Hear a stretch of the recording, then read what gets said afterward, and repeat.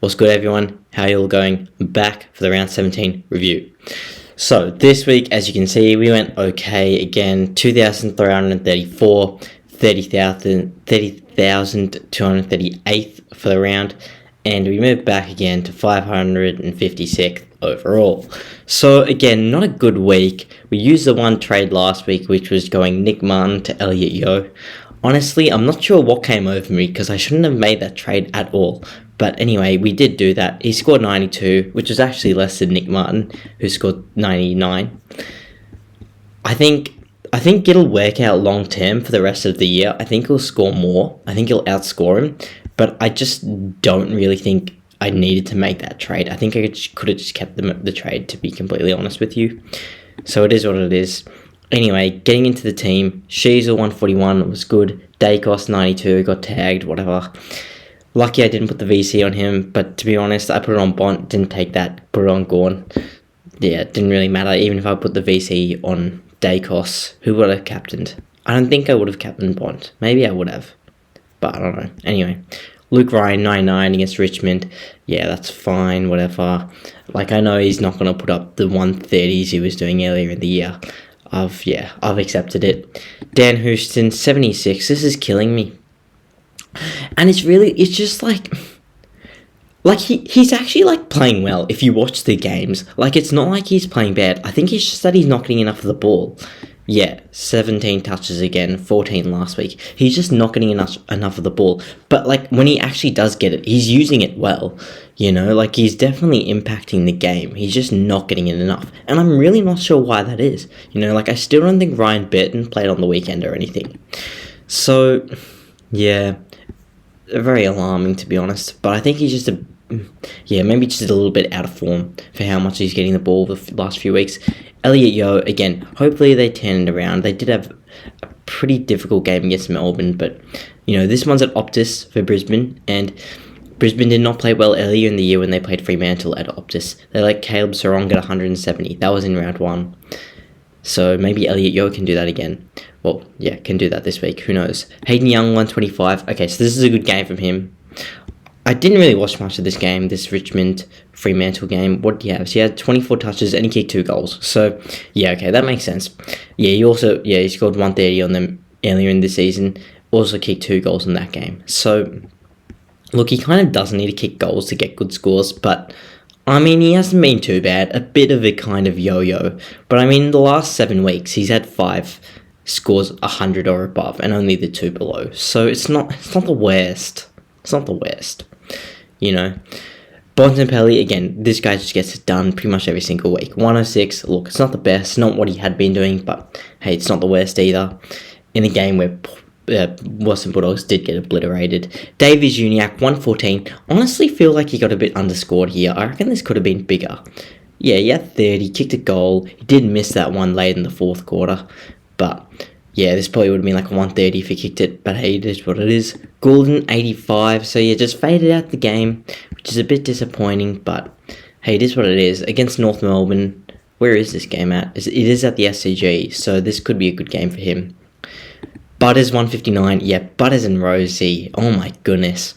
Oh, like, watching them in that game and owning both of them, it was crazy. What did Rosie have? 18 touches in the first quarter? That was insane to watch. And Butters, I think, still had like 13 or 14 in the first quarter as well. So, yeah, in hindsight, I probably should have vice-captained Butters. Obviously, I was never going to vice-captain Rosie. But, yeah, like, realistically, I don't know why I didn't really take that close a look at the Butters VC. Because, I mean, they were playing the Bulldogs at Adelaide Oval. I think it was mainly because I thought, like, maybe a Libba would go to him. But, I mean, Libba can't match his pace or anything, so I really probably should have taken that a bit more seriously. Merritt, 145, so, yeah, look, he obviously played really well and really happy with that. Did have the down week last week, which is probably why I wasn't really entertaining him too much for the captaincy, but he had 2 good games before that. I really should have more, and this was a season high for him. So that was good to see. 30 touches and a goal for a 145 is a really good efficiency there. Walsh, 69. So again, he did get tagged by Bedford. So again, it's hard to deal with the tag. You know, it is. So you got to cut him some slack in regards to that. How many touches did he have? 22. He usually gets more than that, but again, he was getting tagged, so I guess it is what it is. Shouldn't get tagged against the Bulldogs. I mean, if Butters put up 159, hopefully Walsh can put up a big score against them as well. This one's at Marvel, though, and the Bulldogs usually do play better at Marvel. So, yeah, I mean, he's only leaving Melbourne one more time for the rest of the year, Sam Walsh, for the home and away season at least. Sarong, 84. Yeah, okay, so he got blanketed by Jack Graham. Again, tags are difficult to work through, but he just has not been good. You know, like, I feel for anyone that traded him in post round 10. Like, it was not the move to trade him in. And to be honest, that's been like the flavour for a lot of these midfielders and just players in general. You really got to time your streaks. I think that's what this year has taught me so much. You know, you've got to time your streaks about when you get players in, you know. Just because they've played well for the start of the season, they're definitely not going to keep that up. And just because someone went bad at the start of the season doesn't mean they're going to keep playing bad, you know? Like a guy like Jordan Dawson, it was the right move to not start him, not have him for like the first 8 weeks. Then when he started playing well, have him for that next like 5-6 week block and then trade him out again. But like, that's probably why you need to keep your boost. Like, as you can see, I've only got 3 trades left. I should have kept more trades. Like, I used all my 5 boosts in the first 6 rounds. Like, that was ridiculous. I don't know why I did that. Again, I don't know what came over me in that moment. I just way over traded at the start of the season, and I think that's what really cost me from having a higher rank from what I do now. Like, I was looking at it just before, like, my trades and stuff off camera, and like, if we look at them, I should have at least another 5 trades right now. Like, I've just wasted some trades. You know, like, realistically, I didn't need to trade Brodie Grundy out here. I really did not need to do that, but I still did. What else did I do? I think I was looking at, like, the McKercher one. Just culled McKercher way too early. He still played the next week. I did not need to do that, you know. The going to, like, the Vicentini and stuff, well, that was because I traded out like Jackson and stuff. I think Jackson trading out was okay, but I didn't need to trade out Grundy when I did that. And there are a few others of these that I was looking at. Probably didn't need to do this move, Martin to Yo. Probably could have just kept that trade, I reckon. And that was just last week, so what have I really learnt, you know? So, and yeah, there's a few others in there that I was looking at, but yeah, anyway, I should have a few more trades. Like, at least 6 trades right now I should still have. And that would give me such a massive leg up on everyone. Because people do not have trades. You know, me included. So, yeah, I'm really lacking in that regard. But again, I think that's mainly to do with the fact that I didn't play last year. So this was my first year using boosts. And I just didn't really know how to strategize correctly with them. And that's probably where people did have the leg up on me. So, yeah, anyway, I do know now. So I'll try to bring that into next year. But again, the thing is, like, I used so many trades at the start of the season, and like, I did use them well. Like, as you guys can see, like, I moved up quite early on. Like, I got to 227th by round 8 and everything. But yeah, like, I used a lot of trades, like, as you can see, up to that point. So yeah, obviously the season's not done, but it's like, there's not many more levers I can pull, you know. I think it would have been worth it to just not use as many trades here, bank a few more, and then now, like, I could pretty much use 1 trade a week for the rest of the year if I had another 4 or 5 left in the bank, but I don't. So I can pretty much only do like 1 every 2 or 3 weeks from now on. I'm probably going to have to use 1 this week for GAWN, who we'll get into. But yeah, anyway, I want on a bit of a tangent there, but Rosie, 168, yeah, as I was saying, yeah, played amazing. So happy to see him there, back in form, so that's really good. And that's probably another thing, like, he's really the only value pick I've taken all of this year, Connor Rosie. The only one. And it worked out so well, and so many other ones have worked out well. Like a guy like Bailey Dale, I didn't trade him in ever. Like, I haven't had him this season at all. Like, it was just the move. After he scored this 175, it was the move to trade him in this week. Get him for 420k, you know? And then basically, like, he'll go up to like 500k at least, you know? And he has ended up going up to 560. And really is a hold for the rest of the year you could have had him for. And I just missed that. And instead I just went for guys that were so much more expensive. Like trading in Dan Houston at like 600k. I could have gone Bailey Dale for like, 180 less. And they've probably pretty much averaged around the same. Maybe Dale has even outdone him. I'm not sure. Houston has had a few big games, so he may not have outdone him. But yeah, I mean, they probably have done pretty similar. So it's just, really taking those value picks. Yeah, when they pop up is what I should have done. I mean, I guess I did do that at the start of the season with Tom Powell. And I think trading in Tom Powell when I did, I don't think that was the worst move. Like, I think that was fine, to be honest with you. I think it was just that I should have traded him out again when he did reach his top price, which was like 425k here, But I mean, that was maybe not, because that was like during upgrade season, so I would have had to boost him out. So I think that was okay to hold him. I think it was okay to hold him when I did. I mean, I traded him out this week and he got back to 390. He was looking up here, 90.89. But yeah, anyway, I think this was a good trade in still. Like, again, obviously in hindsight, it says it wasn't, but like looking at it at the time when I did trade him in, 95, 129, scored 92 the week after against Carlton as well. Like, it wasn't the worst at the end of the day. So I can understand why I did it. And I think I need to keep encouraging those type of value moves with myself. And yeah, because I think they save you so much cash, You'll be able to keep upgrading your team so much faster, to the point where you'll probably get a full premium team a week or two before, most other people. And then from there, that's when you can luxury upgrade. And you can just get in all the guys that are playing well. And you'll not only finish your team a week or two before people, because you've saved all this cash, but then again, you'll have more trades to keep upgrading your team.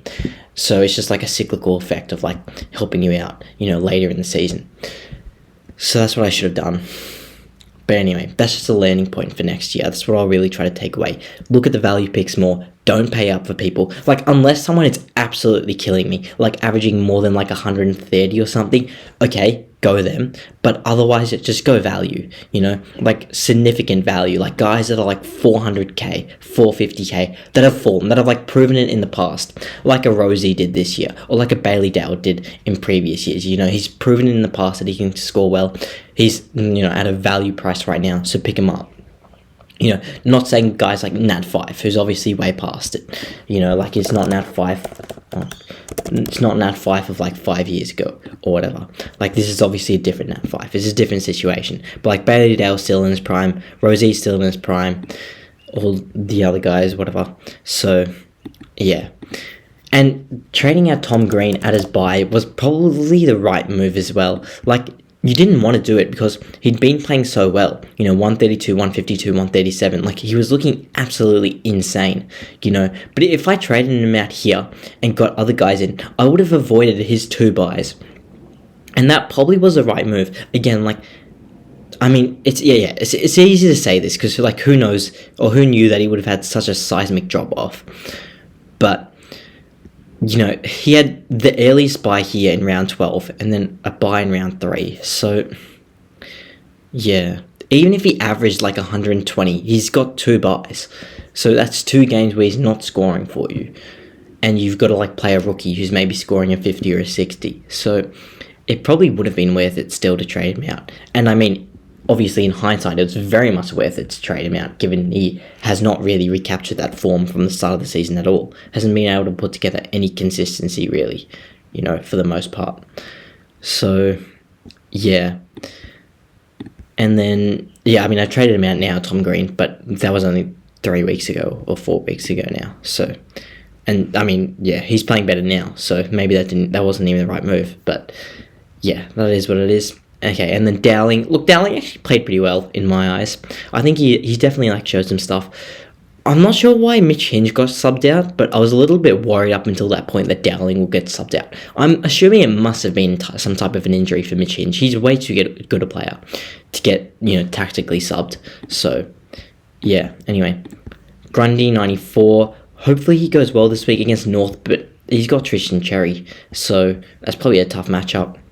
And GAWN 100, as you can see, I did have the captaincy on him, and he obviously got subbed out, same as Butters, but yeah, Butters got scaled up after he subbed out. But yeah, GAWN, I mean, GAWN was tracking for I think he was on 66 at halftime, so he was tracking for a 130, but yeah, got subbed out in the 4th, and I think he was on 90 at 3/4 time, so he probably would have got a 120 if he kept playing, but Yeah, it is what it is. Only played, the 75 minutes, so that's way down from what he usually does. And, I mean, you could see it if you were watching the game. Like, he was heavily in pain. I wasn't surprised that he got subbed. But, yeah, it obviously hurt that he did get subbed, especially while I had him as captain. But, look, 100 isn't the worst. And, look, my alternative would have been the Bont if I took his score, and that was only 6 points extra I would have gotten. So, it is what it is. Flanders 104, that's good. Heaney 127, that's good. Will he get suspended? Look, I don't think so, because the AFL usually does protect the Brownlow medal favourites, so I think he'll be fine. But even if he does get suspended, I do have Joe Richards to play. Or I'll probably play Billy Dowling over him, because we'll get to Joe Richards in a moment, but he didn't do well, obviously. Sorko 84, I actually thought he would have done better than this, to be honest. I wonder how many touches he had in this game. He had 22, only the one handball, 21 kicks. I mean, 21 kicks and 10 marks. I would have definitely thought he would have turned up in a Brisbane win. I'm surprised he didn't, to be honest. But yeah, anyway. Dylan Moore, 103. Yeah, he's playing really well. Really, really well. Obviously, these were two easier matchups for the most part when we were looking at them. But Geelong is actually probably getting to the point where they're a tough matchup now again. You know, they had been easy for the last 8 weeks, but now they're probably pretty difficult. Yeah, again, like they were at the start of the season. They've definitely regained their form. So, yeah. And then Kerno, oh my gosh. This absolute fraud. Why did I trade him in? You know? Seriously, last 2 weeks, he's had his lowest 2 scores of the season. Oh my gosh. And he played 120 minutes. He, played the full game. He probably didn't go off the whole game. And he scored 33.3 points per minute. What is this guy on? Seriously. Oh my... why do I have him in my team? Why is he in my team? If I had, another trade, if I didn't use that trade last week, I would have used it on this week, on Kerno this week. But I probably have to keep him now. Richards, 34. This is also disgraceful. Just because you're a rookie, you're not getting off the leash that easy. He scored more last week as a sub. You know, he came on midway through the third quarter the week before against Gold Coast and scored 36. And he scored 34 now from a full game. Unbelievable, you know. Seriously. Oh my goodness. How does this happen, you know? Seriously. Again, Geelong are back in form now. Hawthorn are an okay matchup. Richmond are on the easier side. Hopefully we don't need to play them for any of these last 4 because they're all pretty difficult matchups. So whatever. Oh my gosh. And Fisher, hopefully he's back this week. You know, we can only hope. We can only cross our fingers and hope at the end of the day. So, look, we'll see. We will see. But we only have 3 trades this week. And there's a lot of talk that Max Gawn's not going to play right now. And if he doesn't, we're going to have a 0. Unless Dante Vicentini plays, in which case, that would be amazing. Because, I mean, Ivan Soldo is still injured and Jordan Sweet is the ruck. And I think Jordan Sweet actually did do okay. I'm not sure what he scored, but, I mean, he looks like he's done okay the last few weeks. So, he put up 64. Only in the 9 touches, but 42 hitouts, and they had a win. So I'm sure he'll probably keep playing, and Vicentini won't get a game. And in that case, I'm not copying a donut, not at this stage of the season. I've got 3 trades, so, again, I can only go up to 6 or 7k. And highest price-wise, the 2 guys that I would want, Nankervis and DeConning, can't go either of them. So, I think this means I'm going to have to probably go either Cherry or English. If we go to DFS... I haven't refreshed this yet, actually. Let's see. Cherry or English? Who's got the better run? Actually, Hawthorn have a good run as well. So, Hawthorn, Richmond, and Carlton. So, obviously, yeah, that means DeConning. We can't go DeConning, he's too expensive. We can't go Nankervis, too expensive. So, Bulldogs actually have a negative run home for the Rucks. So, that means probably not English. North Melbourne is positive, but it's only just positive. Adelaide's is positive, but it's Riley O'Brien, so I'm not going to go him. He literally got dropped a few weeks ago. So, Geelong is Sam DeConning, who's interesting. I'm not sure if Sam DeConning is ruck status. He might be defender only. Yeah, he's defender only. Okay, I thought he might be defender ruck. But no, he's only been in the ruck for the last few weeks, so I guess that makes sense.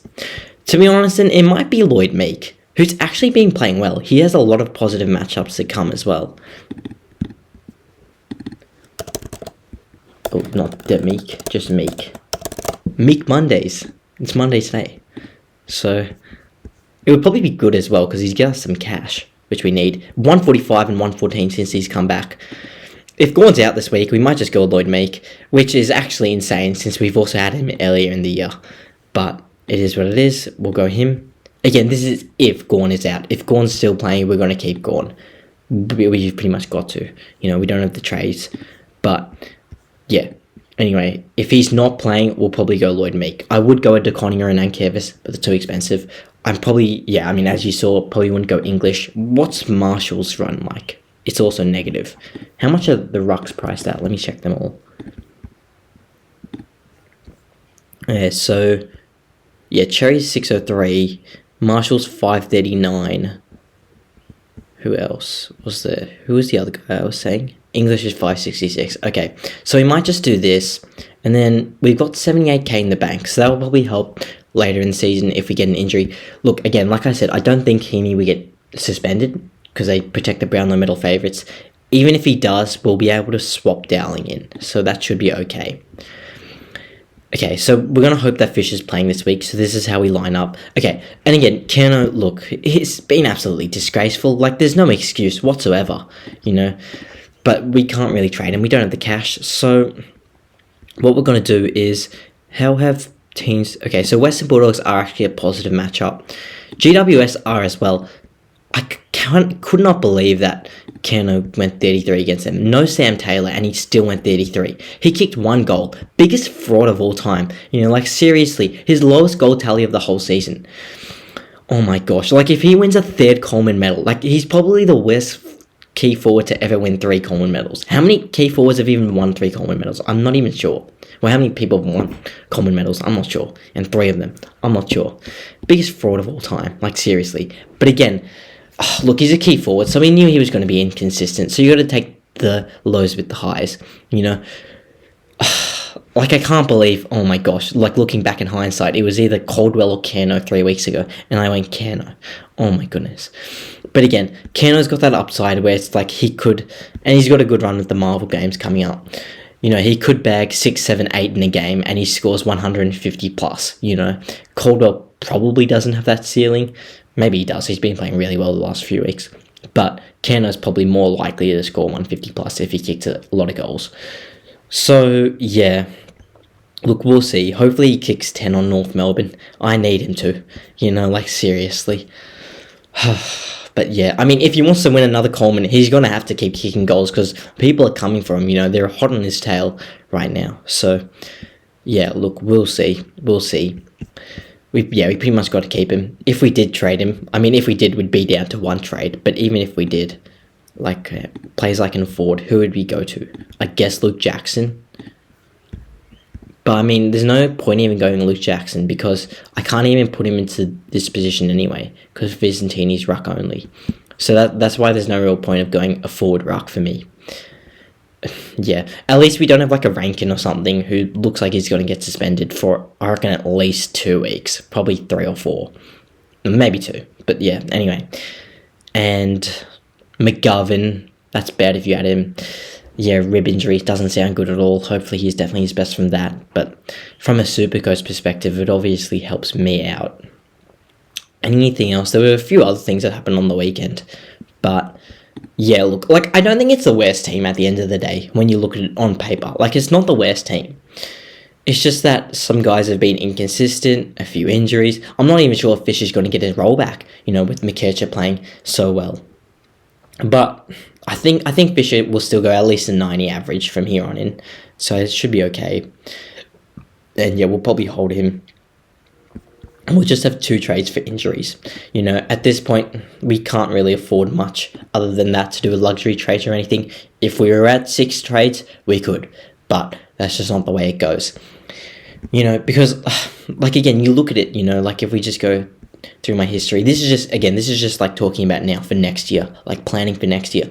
I was so focused on, using trades for this part of the season to, set myself up well for the first half.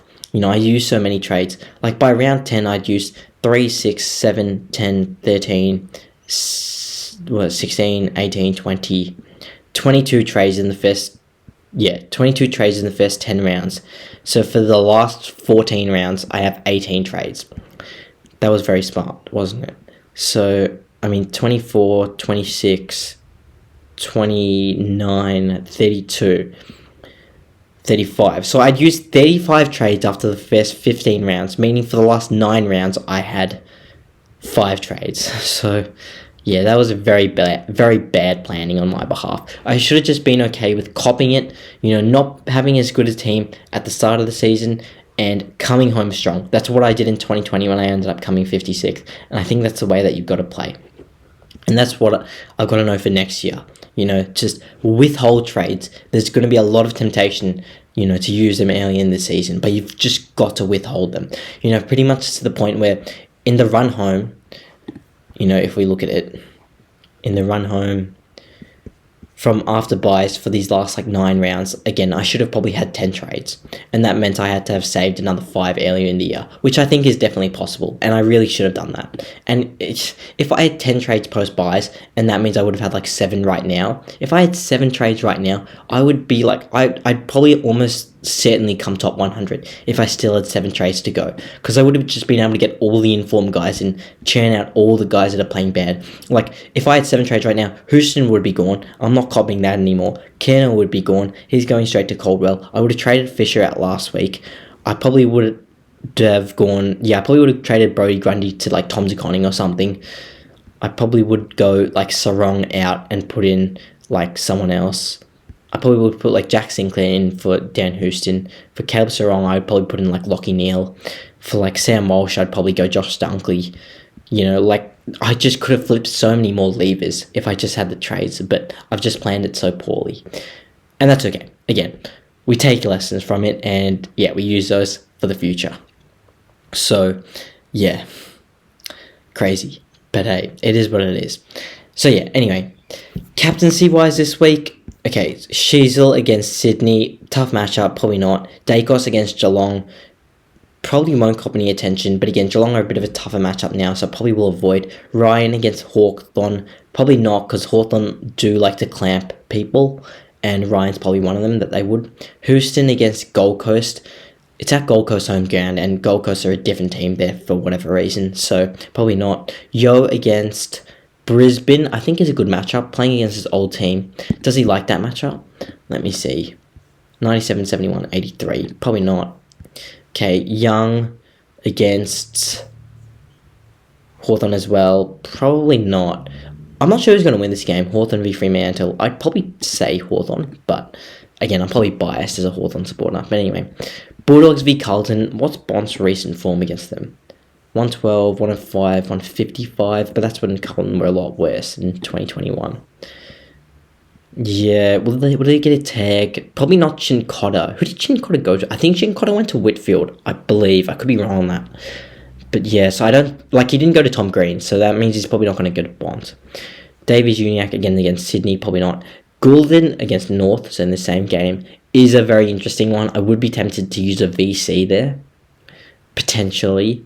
Butters against Gold Coast, again, they're a different team at home. Took Miller also got injured. That's going to hurt a lot as well. I'm not sure what length of time that's going to be for. If he's even going to miss this week, he might play. I'm not sure. But yeah, Merritt against Melbourne. You'd think they send a Neil Bullen to him, so I'd probably avoid. Walsh against the Dogs. Look, again, like I was saying before, if Butters can score well against them, Walsh is a relatively similar player, very fast, very explosive. So maybe he could score well as well. It is at Marvel, so that's also the Dogs' home ground. So I'm not sure. Sarong against Hawthorn. He's been out of form though. Rosie against Gold Coast. Interesting. Grundy against who's he got? North, so Cherry. That's a decently tough matchup. So if we do trade him in, that'll be against Fremantle, which if it's Luke Jackson, I think Fremantle probably do give up to Rucks in that case. Let me see.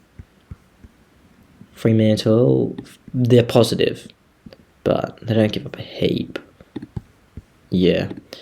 And, if it's GAWN, if GAWN's playing, then obviously we'll keep him. And then he's got Essendon, which I don't think I'd captain GAWN just because of the injuries and everything. But yeah, it's a negative anyway. Hey, Flanders. Look, Flanders is a safe option every week, so he might be a fallback captaincy option. Heaney, 127. Hopefully he's playing. And if he does, honestly, might captain him. Heaney against North is a good matchup. What's his recent form against them? 83, 121, 131. It's been good, and this is obviously before he was like a Brownlow medal favourite like he is now. Zorko against West Coast. Probably not. It is at Optus as well. More against Fremantle. Probably not. Would avoid that one. Fisher against Sydney. That could be good because if Sydney's had 2 losses in a row now, so they're probably going to want to come out firing. And if they just pepper the goals, then Fisher could get a heap of kickouts potentially. But McKetcher might also take a lot of them, so I'm not sure. Kerno, definitely not captaining him. Richards, where is he? Richards on Friday night. I'm not going to captain him. Livingston against Brisbane. McInerney doesn't give up points. He's also probably not going to play. Dawson against Sydney, probably not going to play. Although, actually, he was 1 week last week. I think I mentioned this. Will Dawson was listed as 1 week from last week. So he might come back and play this week. Although, again, North Melbourne did win. So he'd probably come back to the VFL. But yeah, so not going to captain him. Reid against Melbourne. I think he's still injured, so not going to captain him. Dowling against St Kilda, not going to captain him, I wouldn't think. Yeah, even though they're not going to tag, but even if they did tag, he still probably wouldn't get tagged. They'd probably tag Dawson or Laird. Lazaro, not going to play. Brown, not going to play, so probably not going to captain. Okay, so that's probably that. Looking at all of those, summarizing it, I think I'll go. Look, I'm not sure. This is tough. Davies Uniacke against Sydney. I might go Golden against North. And what's Gordon's recent scores against them? 96, 106, 52. He's due for a big one, though. He is due for a big one.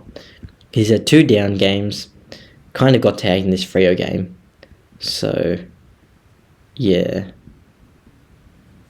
He's due for a big one. So we might go him. I'm not sure. Yeah, I'm pretty undecided on the captaincy, to be honest with you.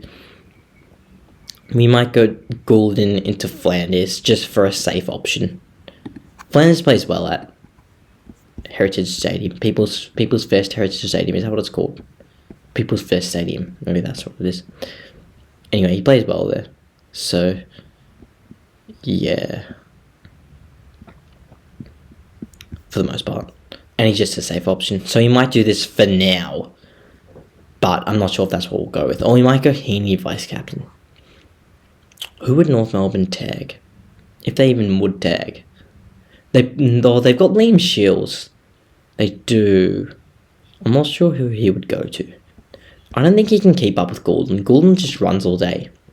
But Heaney's just such a bull. Maybe Merritt.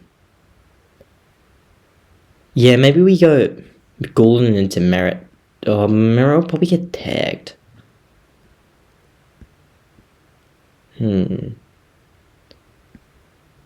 Maybe not Dacos. This is difficult. I might just say this for now, but I'm not sure what I'll end up going with. Hopefully I get to post a video later in the week, as obviously a full-time SuperCoach YouTuber now.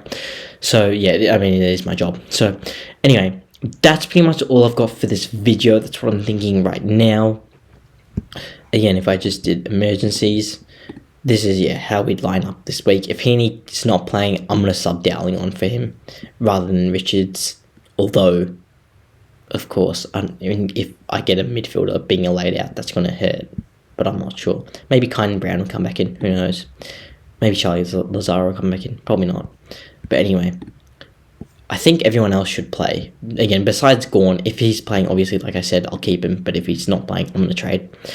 So yeah, besides that, Fisher maybe won't play. But then I've got Richards to cover. So yeah, I'll probably loop. Yeah, I can do that. I'll probably loop Richards and Kerno anyway. Just to make sure. And I can probably loop like Dowling and Sarong I reckon. Yeah, with like Lazara or something. So yeah, that should be fine. But anyway, that's all I've got for this video. Thank you guys all so much for watching, and I will see you in the next one.